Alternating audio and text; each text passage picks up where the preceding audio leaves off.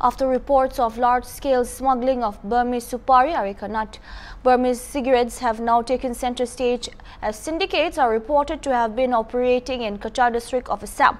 Trucks of Burmese cigarettes are reportedly entering Cachar district from neighboring Mizoram and Manipur every single day. The syndicate collects rupees 3 to 4 lakh per truck. The illegal trade is allegedly being carried out with the direct cooperation of the police and the sales tax department.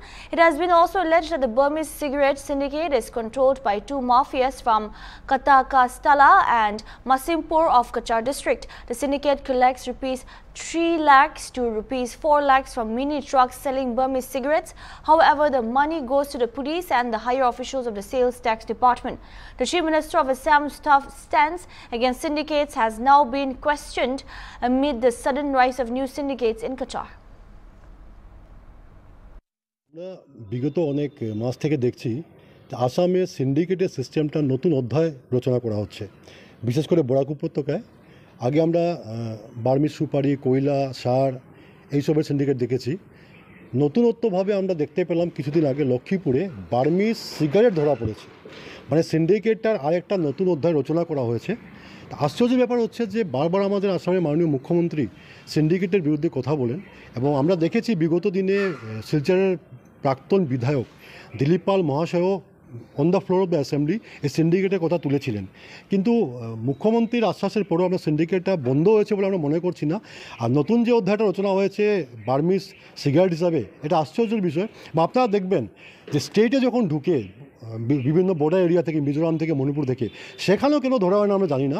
সেটা 4-5টা gate পেরিয়ে এসে এইসবকে ধরা হচ্ছে। এখানে একটা প্রশ্নবোধক রয়ে যাচ্ছে।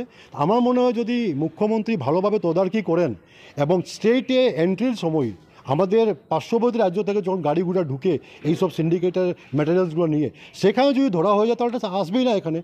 আমরা 6-7টা গেট পার হয়ে বোরাকে এসে ধরা হচ্ছে, এটা আশ্চর্যের বিষয় হচ্ছে।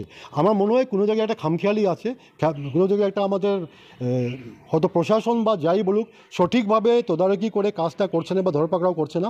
নাহলে বর্ডারে না ধরা খেয়ে 5-6টা গেট পের হয়ে এসে বোরাক বিলতে ধরা, এটা একটা প্রশ্নবোধক চিন্তা লাগিয়ে দিচ্ছে। বার্মিজ সুপারি শুনেছি, এখন দেখছি আবার বার্মিজ সিগারেট। আজকে যদি লক্ষ্মীপুরে ধরা হয়েছে, নিশ্চয়ই এটা মণিপুর বা মায়ানমার থেকে এসেছে। তাহলে আগেও দেখেছি কিছু মিজোরাম থেকে এসেছে। তাহলে মিজোরাম থেকে, মায়ানমার থেকে ইন্টার স্টেট বর্ডারের গেটগুলো ক্রস করে আসছে, এসে যদি লক্ষ্মীপুর বা ধলাইতে ধরা হয়, এটা নিশ্চয়ই একটা প্রশ্নবোধক চিহ্ন আমার মধ্যে দাঁড়িয়ে দিয়েছে। নিশ্চয়ই দেখুন, যদি 4-5টা গেট ক্রস করে বোরাকে এসে ধরতে হয়, সুপারি হোক বা বার্মিজ সিগারেট হোক, তাহলে আমরা বলতেই পারি যে সেই ধরার আগে যে গেটগুলো ছিল সেখানে খামখেয়ালি চলছে। এবং আমাদের অনুরোধ থাকবে আসামের মাননীয় মুখ্যমন্ত্রীর কাছে যে সঠিকভাবে, কঠোরভাবে যাতে উনি তদারকি করেন, যাতে আমাদের স্টেটেই কোনো পার্শ্ববর্তী রাজ্য থেকে কোনো এরকম বার্মিজ সুপারি বলুন বা বার্মিজ সিগারেট বলুন বা কয়লা বলুন, যাতে পাচার করা না হয়।